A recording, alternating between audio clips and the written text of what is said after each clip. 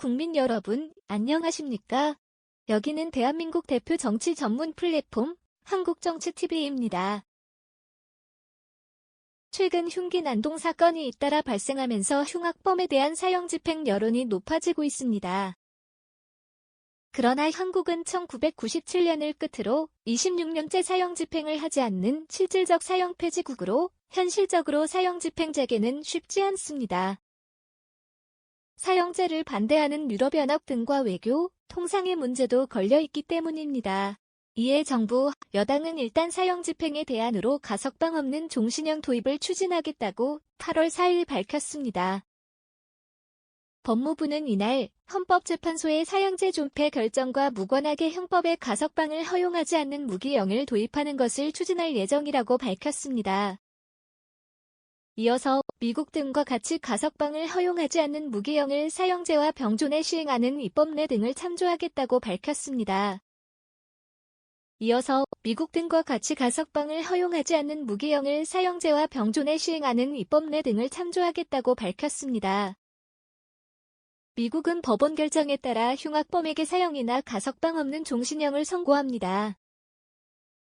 국민의힘 박대출 정책위의장도 이날 페이스북에서 날로 흉악해지는 범죄에 대응하기 위해 가석방 없는 종신형 신설을 논의했다고 했습니다.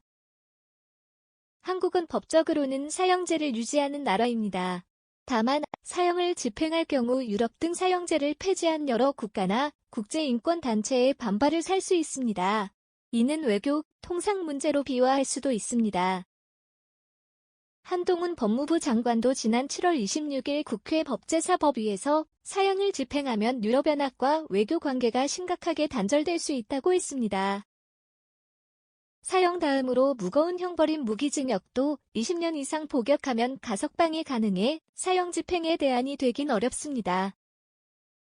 이 때문에 사형제에 대한 헌재의 합헌위헌 결정과 무관하게 흉악범을 사회에서 영구 격리하는 형벌이 필요하다는 것입니다.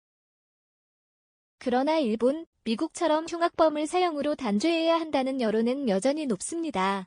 작년 7월 일본에선 2008년 아키하바라 무차별 살상 사건 범인 가토 도모히로를 사형했습니다. 사람들을 향해 트럭을 돌진하고 무차별적으로 흉기를 휘둘러 7명이 숨지고 10명이 다친 사건입니다. 올해 미국은 6세 소녀를 유괴, 살해한 조니 존슨 등을 사형했습니다. 지금까지 대한민국 대표 정치 플랫폼 한국정치TV였습니다. 한국정치TV는 국내 최초로 탄생한 중립적, 객관적, 과학적, 불편부당한 독립정치 미디어입니다. 여러분의 구독과 알림, 자발적인 후원은 채널의 제작과 운영에 큰 힘이 됩니다.